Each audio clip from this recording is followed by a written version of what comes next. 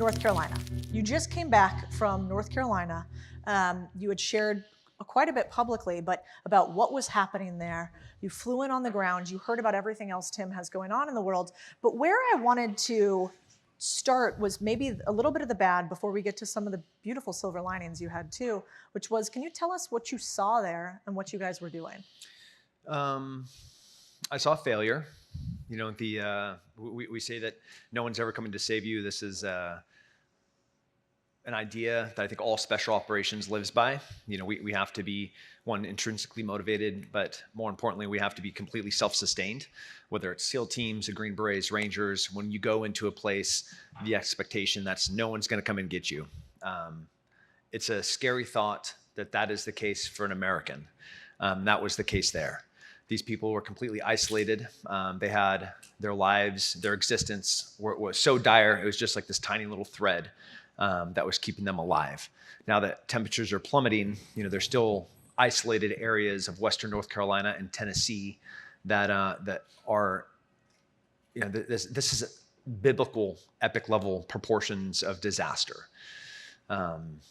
We by the fourth day had a third trip going into Raleigh and into Charlotte to pick up more body bags. And of course, none of this is reported because it's an election year. The number of missing is still in the hundreds, and again, not being reported. And then, in addition to no one's coming to save you, I in the first few days, we are in direct conflict with the people that are supposed to come and help you. They didn't like that, the individual responsibility idea of, do you want to get out of my way? I can do more than you can. You have 5 helicopters. I now have 55 helicopters. How about you give us air priority and you get out of the way? And they're like, but what if one of you guys mess up? I'm like, we won't. Just literally get out of our way. But they were trying to control airspace for their 5 helicopters because they didn't like the operations that we were doing, which were in conflict to the priority of theirs. And everybody that comes and works for us has to be not just positive energy creators, but they have to, when they go into an area, they can't take off of the economy in any way. So they have to bring their own water, their own food, their own energy, their own communication ability, whether that's Starlink or Iridium phones. And I was trying to put a young man with his young, beautiful wife and their brand new infant child into a hotel. And when I got to the hotel at 4:00 in the morning after doing a health and welfare check on the infant that had run out of baby formula and they hadn't showered in 5 days, I go to the only hotel, well, there's 2 in the town that had power, and it was completely booked up with federal FEMA personnel. And I was pissed. So, first of all, this isn't your first disaster area that you've gone into, both as an active duty member of the military, which you still are currently, but also, you know, with a nonprofit organization or an NGO like Save Our Allies. You know, that was you in Afghanistan as well, during the last. Yeah, we're starting with some heavy stuff. Good morning, I know, Monday morning, everybody. They're like, I thought we were talking about P&Ls. Yeah. But what I wanted to go to from there is, you know, I was reading this tweet that you did that I thought was so good, and you had some silver lining, which was, you said, a 92-year-old Army Ranger vet volunteered to help the crew do evacuations. He said he is ready to go if we need him. Said he hasn't jumped in 40 years, but has enough under his belt to help. I love the American spirit. So was there an American spirit that you saw despite it all? Yeah, we'll super swing to the positive side of this. From Afghanistan to Western North Carolina, the response of the American people, the generosity of the entrepreneur and veteran community to do what the government couldn't even do. You know, we're $35 trillion in debt because our government is so gigantic, yet it took a few individuals stepping up. You know, Isaiah 6:8, I heard the voice of the Lord say, who shall I send? And I responded with, here I am, send me. Like, that was the war cry to thousands of capable, incredible people. And that 92-year-old is, I tweeted that to represent an idea. There were 25-year-olds with Toyota Overland. You know, we make fun of them, and it's totally fine that we do because they're kind of dorks. and they, came in from Tennessee, or they drove up from northern Florida, from Louisiana, or from Mississippi, and they got a couple of chainsaws in the back, Still or Husqvarna, and FEMA has roadblocks, and they're like, "You guys aren't allowed to go up there. Like, you can't get up there." And they're like, "Want to make a bet?"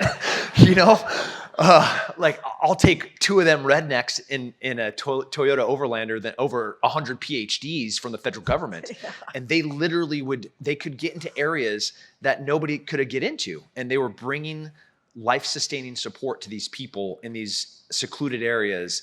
And it was just a will to make a difference. Grit. It was grit. So American. I love that. How do you organize chaos like that? Like, I saw pictures of you sleeping in the back of your truck with like diapers next to you, baby formula, a little stove range. How do you organize a group of people in a time of chaos? Yeah. Triage of, setting your priorities, and then being able to look at the resources that you have and apply the resources to those priorities. That applies to everything that you could do in life. Whether it's like, in my case, I have 4 kids at home and like a gorgeous wife. I got businesses. So in a day, I set my priorities of what I need to do. And then I look at the resources that I have, where it's, assistants and directors. And then I execute those things in accordance with the priorities.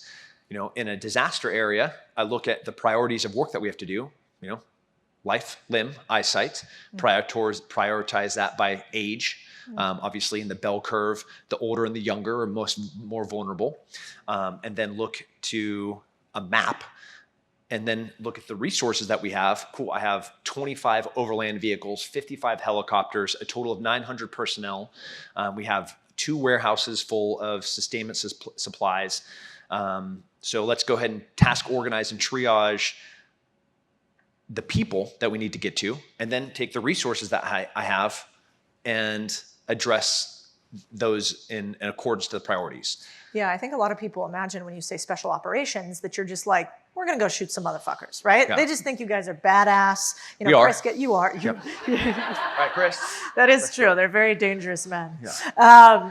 But they don't realize how much planning, logistics, and sophistication goes into what you do. So how have you translated that to the business world? Like, I've been in your office where you have like 47 businesses in one office, and you have, all of these sort of independent operators. What do you think you brought? Like, what was the skill set that you brought that was the most critical from the military to civilian life? Yeah.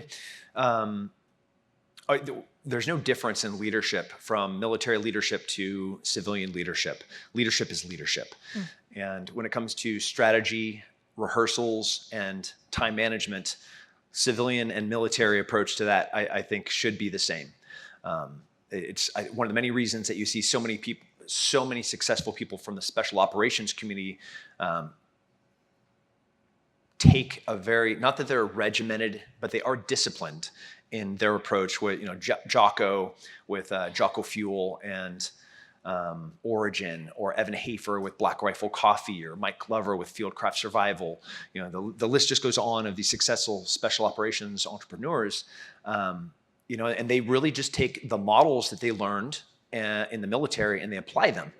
So yeah, we do, the majority of our work is in planning. If I'm going to be going into a meeting, I know who I'm meeting with. I know what the ask is going to be. I know financially what I am going to benefit, the return on investment.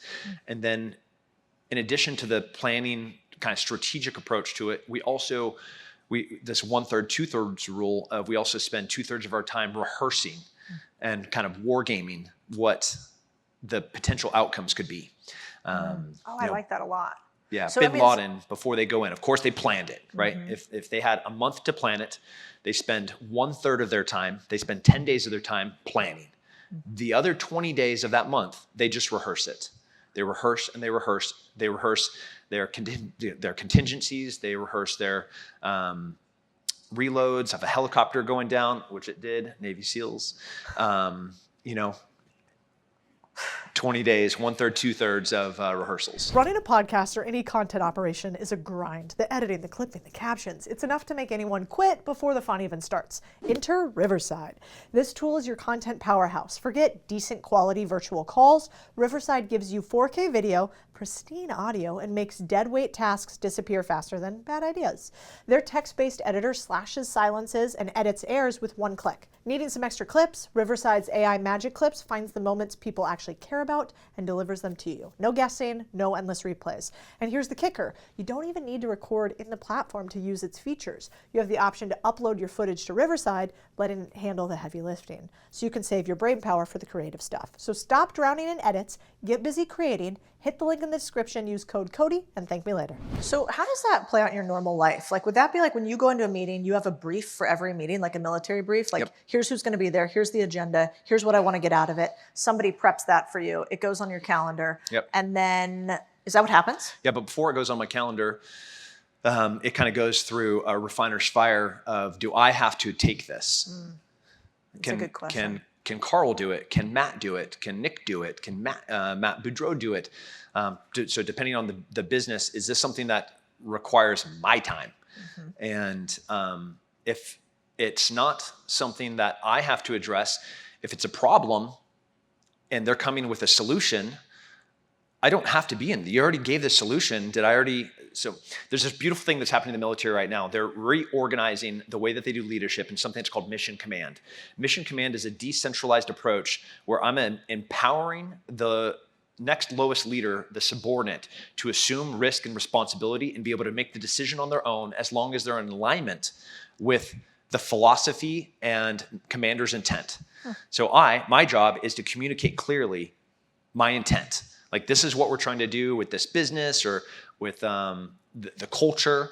And then the person that is running that project should be able to make all of the decisions. The only time it should come to me is if, like, there isn't a solution. So here's 3 bad options. Yeah, exactly. And then I'm like, that sucks. Let's go with option B, which is the least of the 3. I always giggle that I think the CEO's real job, like, everybody wants a CEO job, and all it is you get the worst problems all the time that nobody else can solve. Yeah, worst personnel problems usually. Yep. And then worst financial situations. Yeah. The other thing that I've really noticed with you, like getting to know you over the last year or so, is you do a really good job setting expectations and communicating very concisely. So I was wondering, like, did you always know that? Did you learn that? How do you teach somebody? Yeah, like,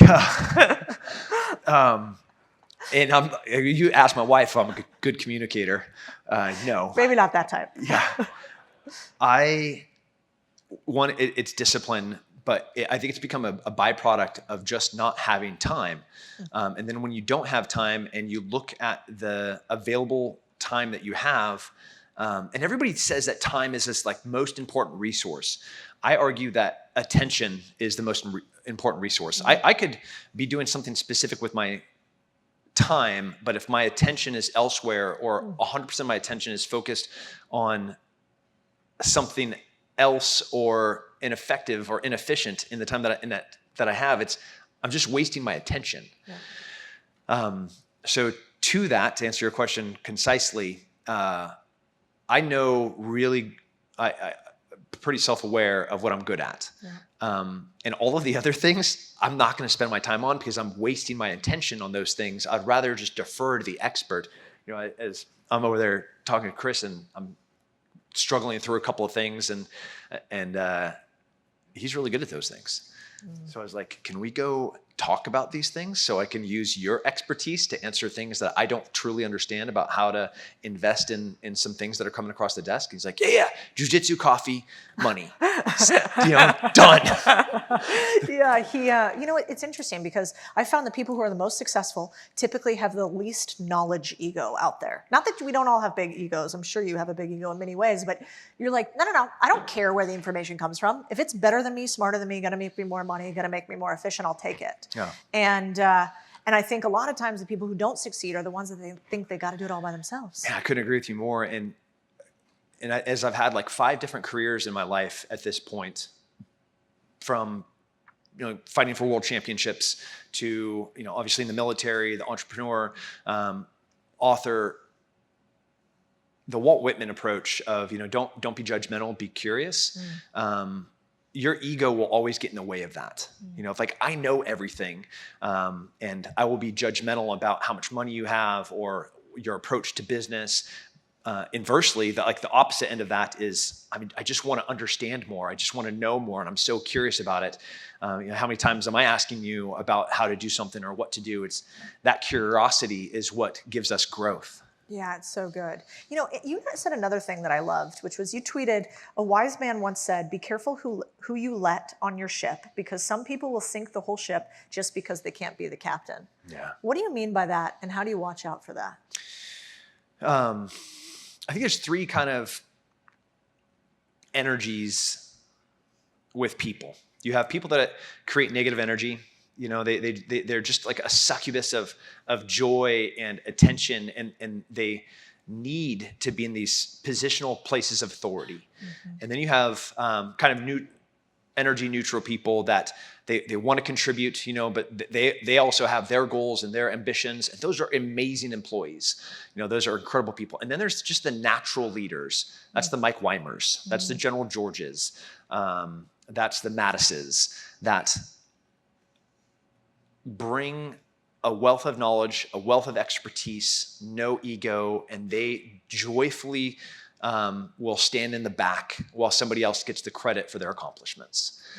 Yeah. It's a really dangerous thing who we surround ourselves with. It's scriptural. It's very clear, that you effectively become who you surround yourself with. This also, studies have shown, economically, financially, your circle, plus or minus $100,000, is where you're going to end up. Yeah. But I am disgusted to the ladder climber that's always looking for like a rich person to hang around. That's a disgusting person. Yeah. But the people that I get to spend time with are joyful, kind, energy positive people that are incredibly successful as a byproduct of who they are as a person. Yeah. So when you're looking for those natural leaders and the energy positive, how do you find them? Like, can you tell when you go and meet somebody, can you immediately look at them in the windows through their soul and say, that's you? I having been embezzled a few times, I say haven't we all? Yeah, I'm a great judge of character, right? A trained interrogator that gets back to no ego.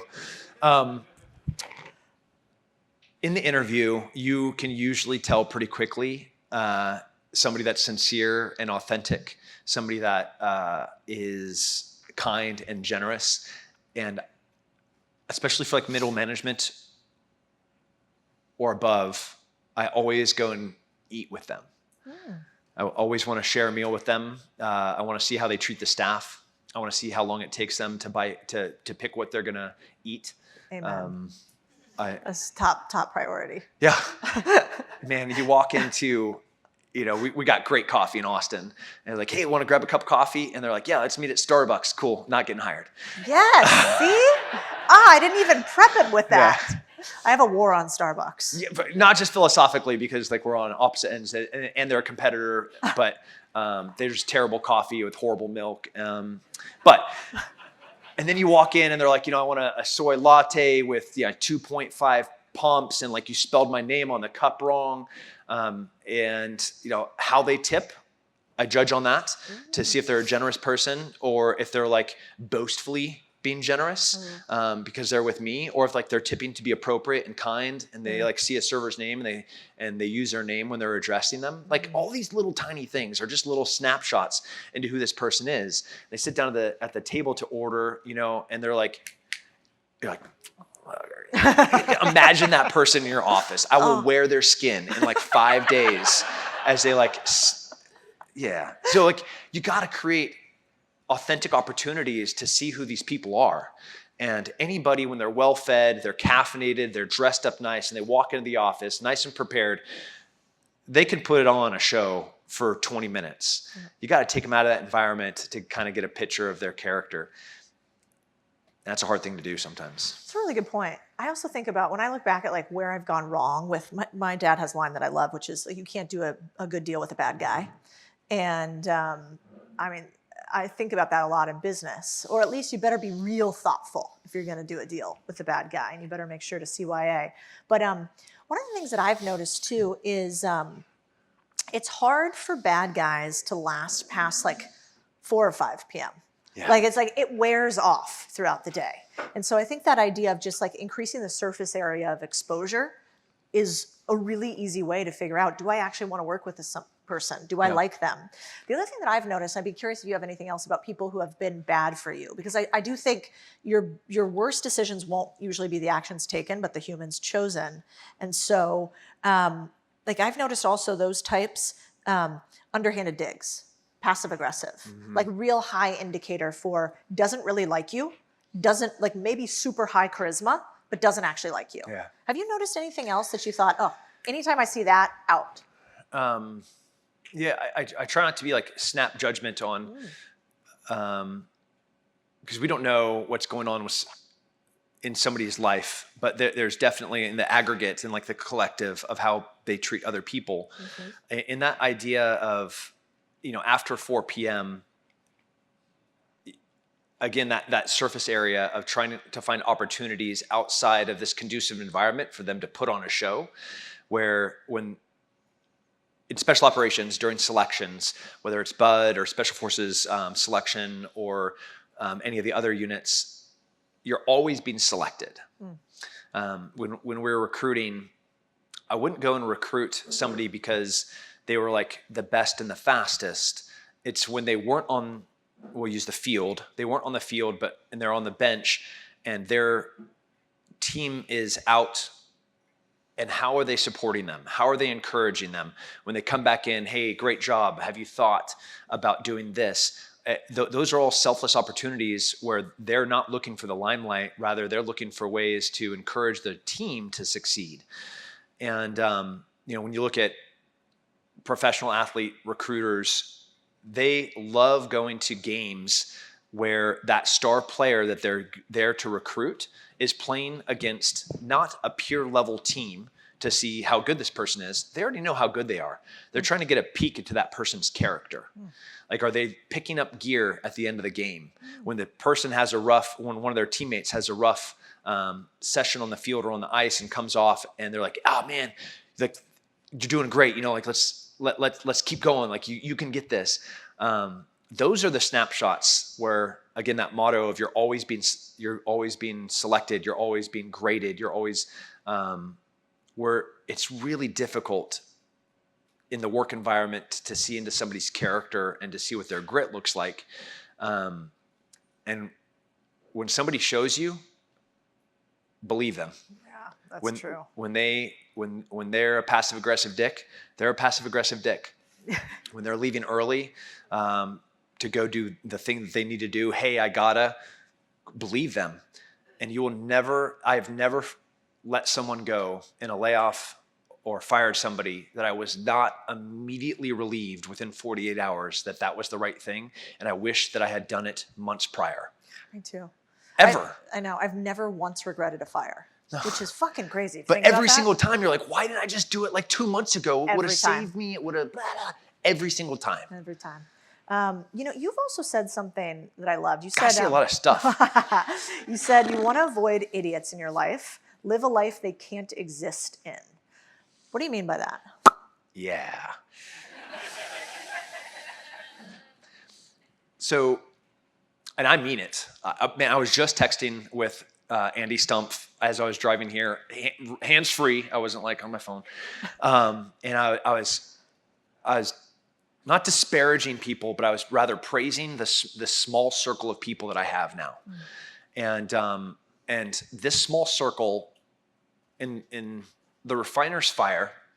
When you're making a weapon in a forge, you take a chunk of metal that's of good quality, but it still has a lot of imperfections in it, and it has to take a shape. And you stick it in the fire, you heat it up, which is torture to the metal, and then you take it out and you pound it.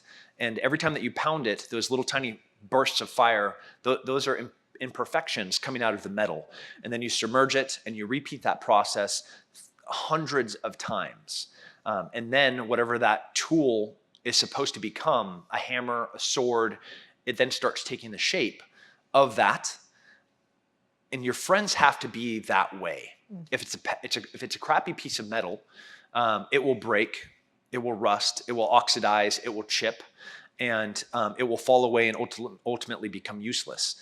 That circle, I cannot have idiots in my life, and there are no idiots left in my life because they can't exist in the life that I live. That's a life of selflessness. That's a life of discipline. That's a life of commitment. That's a life of monogamy to my wife. That's a life of purpose for my children. And it's so clear and it's so obvious when people don't share those values. We're on a work trip and I'm walking in the lobby. The bar is to the left. The elevator is to the right. I know that our first meeting is at 8 a.m. in the morning. I was just in New Hampshire for SIG. And our first meeting was there at 8 o'clock. We're about 25 minutes, so I knew I had to leave by 7:30. I wanted to make sure I got a good, healthy breakfast with plenty of water. So moving in reverse planning, that means my workout is going to be at like 5:45, 6. Gives me a 45-minute workout, 25 minutes to get eggs, shower, dress, leave by 7:30. So as I'm walking in, I know that's what my morning is going to look like. The person that I was traveling with saw a couple of cute little hotties in the bar. It could not have been more clear. Option A, go left. Option B, have a plan, go right, go to the elevator, take a shower, go to bed, wake up, work out, go to my meeting, go home to my wife. Sure, I could go left and like maybe I'm not going to go hook up with them, but I'm just going to talk to them, you know. Then I'll have a couple of drinks too. But then they're like, oh, the bar's closing, last call, maybe we'll just go upstairs and we'll just hang out for a couple of times. We'll take a couple of drinks to go. Then we go upstairs to the room and we're hanging out. And like, obviously the slippery slope of a bad decision, all was the genesis, the catalyst was walking through the door without a plan. So that person cannot exist in my life. That person is not going to be in one of my companies. Because if you're faithful in the small things, you can be faithful in the big things. And if you're not going to be faithful to your wife, you're not going to be faithful with my money. If you're not going to be disciplined with what you're going to be doing with your time, you're not going to be disciplined with my time. And you can get fucked. You know, like get out of my life. I don't want it. I know that sounds harsh, but like... No, 100%.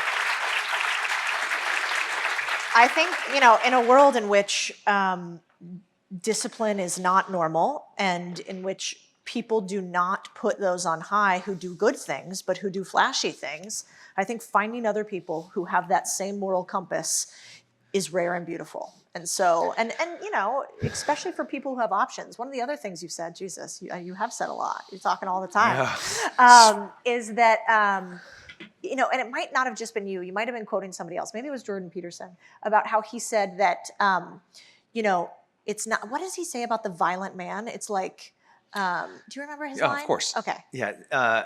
We'll get the wave tops because it's a long quote, but ultimately the bottom line up front is a weak man is not a good man because he's not capable to do one or the other.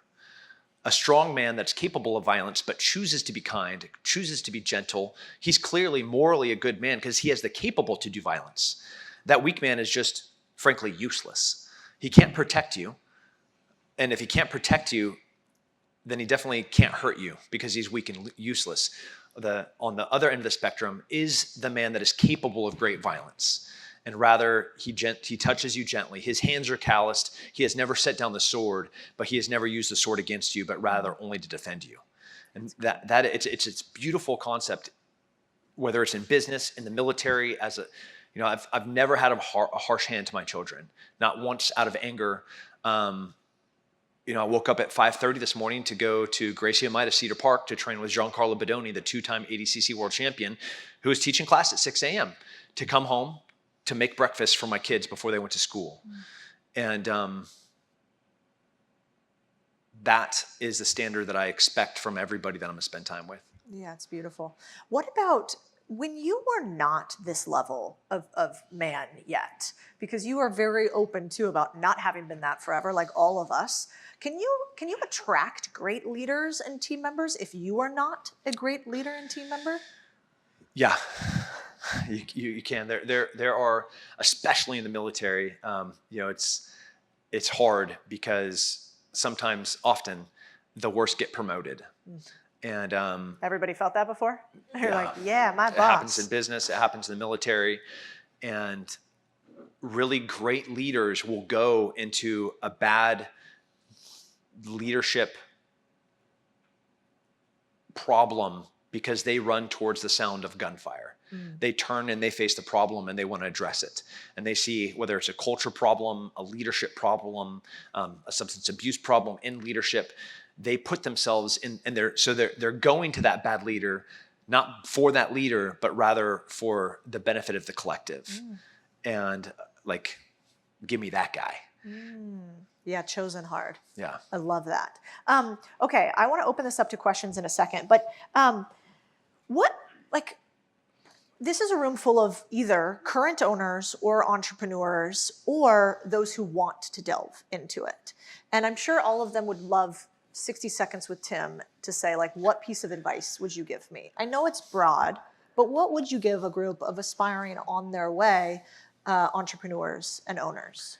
Yeah, I mean, growth is not linear, in business or more often as a person. If you read my book, Scars and Stripes, you'll see failure after failure after failure after failure after failure. I didn't fail at the same thing twice. So I'm either like extraordinarily versatile in all the ways that I can fail at something. That's not an attribute that you want to be good at. So I'm writing a book right now called The Purpose of Pain. And every moment of growth in my life has come from adversity. Every single opportunity for character development, the catalyst was a mistake. I put my hand on the stove and I burnt my hand. I learned not to put my hand on the stove. I was dating Kyria Gabriel Battaglia in college. She was like 4 or 5 years older than me. She was like a 10. I was young and like a 6.5. And, when she's hooking up with like 3 other dudes, she broke my heart. I learned a lesson, not at the 6, not to hook up with the 10 it's a good lesson. You go into a partnership with a guy that doesn't have the moral values, but has the acumen to look successful and to look the part, but you didn't take him to lunch. You didn't see how he treated the waiters, but you did know that he had a side thing with his wife. And then lo and behold, he embezzles you for, a few $100,000. Who here is surprised by that? Yep. Yeah. I was. If you want to know how dumb I am, there's another example. Like, the list is long and distinguished of all the ways that I've messed up. Oh, yeah. But embrace the suffering, embrace the adversity, embrace the struggle, because that is the process. Like that title, The Purpose of Pain, is we're in an era where everyone's getting softer, everybody's getting weaker, everybody's getting poorer, everybody's getting, sicker. It doesn't have to be that way. You can just rather go the opposite direction of the masses and choose discipline, choose regiment, choose pain, choose struggling, choose adversity. And on the far side of that hard work is everything that you've ever wanted. Agree. Yeah, well, the other thing too is if you guys ever are not motivated, Tim's Instagram is incredible because this psychopath does all these workouts nonstop, and you'll notice one thing about them, or I do. He's always like laughing or smiling while he's doing the world's worst workout of all time. And I noticed this because my husband's sort of the same way. He's like, he finds joy in pain, sort of. And so he's a great follow on Instagram. But I also love that about you is, you almost smile, you wickedly smile while you're suffering. Yeah. That once more into the fray, it's the Scottish people lifting up their kilts and, whipping their ding-dongs around before they charge the English. That happened. Like, that is historical. This idea is we're outnumbered 3-1. They have heavy cavalry. but I'm gonna like whip my dick around to let you know like where my headspace is at. That is this idea of like, I'm looking at the scariest thing. I'm looking at adversity and struggle. But I've surrounded myself with extraordinary, wonderful people, and I'm going to go into it with joy. And happiness and joy is a choice. Everybody, all of us, I'm not going to go into all of your lives. All of us have struggles. And, you know, if I don't believe this curated, editorialized crap that's on social media, you know, if you could pull back a couple of layers and see some of the struggles that I have in my life right now, I still got to wake up at 5 whatever, kiss my beautiful wife on the cheek, you know, go get a rad workout with a 2-time world champion that's way better than I am now in my mid 40s. And as he's in like the peak of his career and mopped the mats with my soul. And I was in joy and gratefulness the whole entire time. And that was a choice. I landed from a trip overseas in the wee hours of the morning last night. You know, flew over the Atlantic at whatever midnight and a red eye to come here and get a great workout, and then come here and have a great conversation. Jet lagged as heck, but filled with joy and gratefulness. So it's a choice. I love that. Okay, yeah. What a good human. Okay, I'm going to come to you for a question too. One thing I'll say also is if you guys haven't checked out, I know they're always filled, but he has these sheepdog response courses here, which I'm going to have a bunch of my female employees take too. But they're incredible for team building and leadership. And so learning how to defend one another, learning how to do hard things, it's another thing that I think is really cool that you did. Okay, and the only thing I'm going to ask is we don't have a ton of time. Tim literally has to jet out of here, so we're going to usher him out. He's not going to have time to like sit and take pictures. It's our fault for programming scheduling, so just let him beeline out of here. I have 17 minutes. Yeah, we're going to go right here to a question. Quick hit for you. Tim, I want to say thank you for your incredible service to our country. Thank you, thank you, thank you. Thank you. We're going to go in fast mode here because I know there's probably tons of questions for you. Thank you again for your tips on your empathetic energy that you glean from your folks that are going to bring into your company. But what are your sneaky 1 to 2 questions that you ask folks where they reveal more of themselves? Yeah, easy. Yeah, one is, what does a typical day look like for you? Like I can tell you from 5:30 a.m. tonight or this morning until 8:30 p.m. tonight when my kids go to bed. I'm not going to go into what I plan on doing from 8:30 until 10:30 from when my wife goes to bed. But from literally 5:30 a.m. until 10:30 tonight, I know every minute of my day has been planned. And I'm not looking for, you can look at somebody's calendar and I know if that is a $5 million entrepreneur, if that is a $1 billion business owner, just by your calendar. And similarly, the role that I'm hiring you for, your approach to your time should be equivalent and appropriate for the role that you're about to go into. So that's one. What is your timeline like? And then 2 is I want to see failure. I despise, like, you know, the question of what do you struggle with? You're like, man, I struggle with caring so much. Yeah, come on. I love the transparency, humility. That is a really good indicator when somebody truly gives you a fault.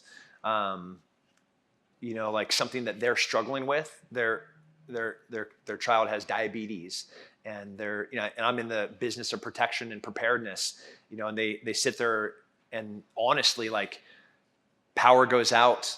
My insulin is going to last 6 months. My kid dies in 7. And I can see they're scared. Man, I want that person on my team. So good. All right, Alex, yeah. Hey, Tim, how are you?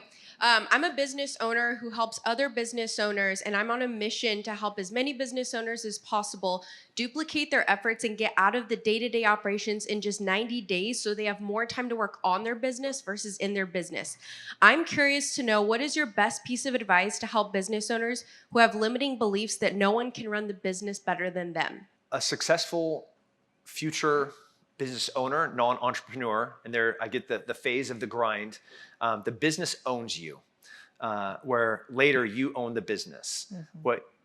For that transition to happen is you're going to have to be able to build, mentor, and then ultimately delegate responsibility and authority to the people that are going to be running that. And that is a selfless act. That is you having faith and a little bit of courage in the people that you are bringing into your organization to do it, and they're going to do it better than you. Your ego will get in the way every single time. I promise you, every single person in my office, Matt Smith, Yako Kalili, Zach Mayo, Carl Kringle, they are smarter than me. They are better at what they do than I could ever, like what they do in the business is better than what I do. Matt Boudreau running Apogee, he's 1,000 times better than what I could do in that same role. And like having the confidence that that person can do that thing, that business will own you forever until you make that transition to you owning the business and empowering other people to do it for you. Beautiful. You're working a lot in North Carolina. I know, or at least from my understanding, you specialize more in the triage side, but we have a bunch of people with trades businesses here. So can we partner with you, or is there an organization that you partner with that we can donate materials, time, people to help rebuild the community? Yeah, this was a great question. I appreciate it. This was the first time that we've actually ever done a United States CONUS-based disaster response, and it was because it was in North Carolina. North Carolina is the home to special operations on the Army side. It's also the home to our headquarters in Charlotte, North Carolina. So it would have been really selfish for us not to pivot some of our resources to a disaster there. And we are definitely— Say the name of the organization. It's Save Our Allies.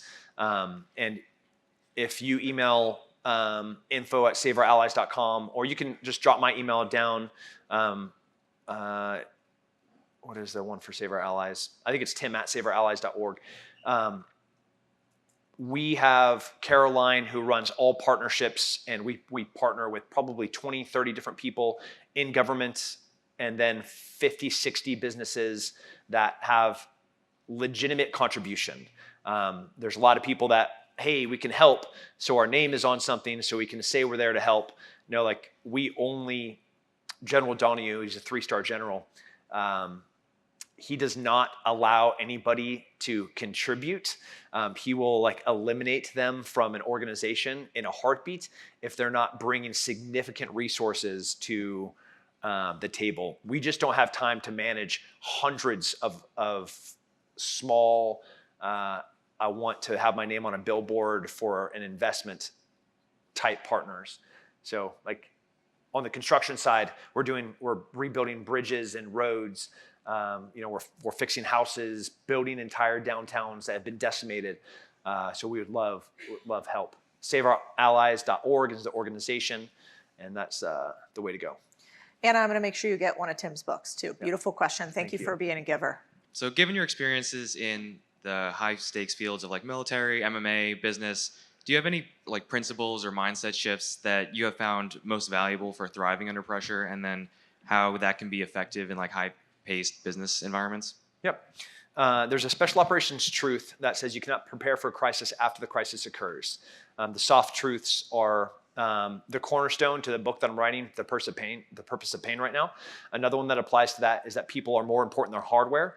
Those two soft truths, the first one, you cannot prepare for a crisis after a crisis occurs, and that people are more important than hardware. I can have the nicest computer on the desk of all these employees, and I can have the best chair, a standing desk, and whatever the current 2024 work optimization environments are.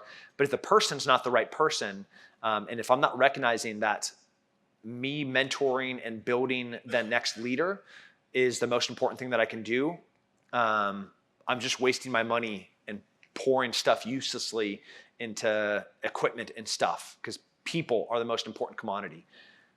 And you have to prepare. When I said before I go into a meeting, preparation occurs and rehearsals occur.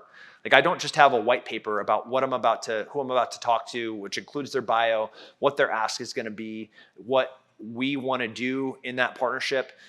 I then rehearse. I will sit down with Carl and we'll go over like even role playing and wargaming, what that conversation is going to be like, how a couple of different options as the conversation unfolds, and then I'm pleasantly surprised when somebody brings in something that I didn't prepare for. And I'm like, yeah, sick.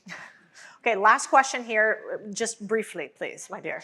I speak quickly. My question was, you were talking about the switch in military attitude of new leadership. How can we get that not only in our businesses, but also into our society and especially into our governments? I'm from London. We have the NHS. It's a nightmare of middle managers who are afraid to do anything and be held accountable for anything ever going wrong, even if it would be the reasonable choice.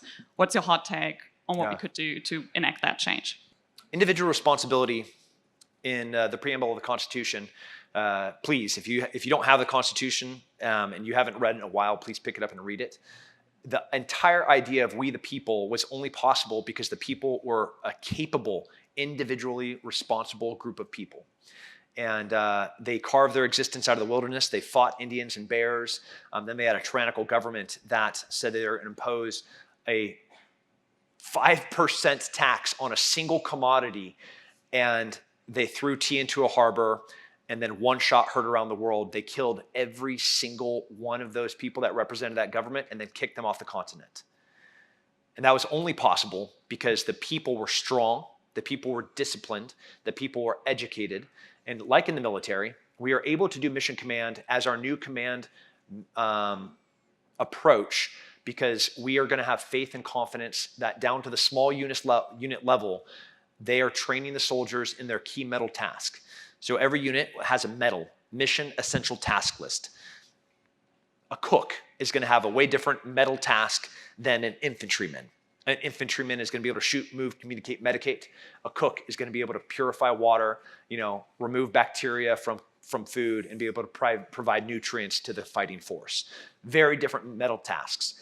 But I, as a leader, am going to have high confidence that once I give my intent, that they're going to be being able to execute that because I have trained them and I have mentored them and I've prepared them to be able to assume the authority, the responsibility, and then I'll authorize them to go and take that, and be able to make those decisions without me being there. And there'll be a learning curve. They're going to make mistakes, just like you would. It's not like if you were in that role, you're going to bat 1,000. You're going to make mistakes just like they will. And you will use those as opportunities for both of you to grow, one, you as a leader, and then them as an individual to be able to contribute in a more meaningful way as time goes on. Beautiful. All right, Tim Kennedy, everybody. Thank you, Tim.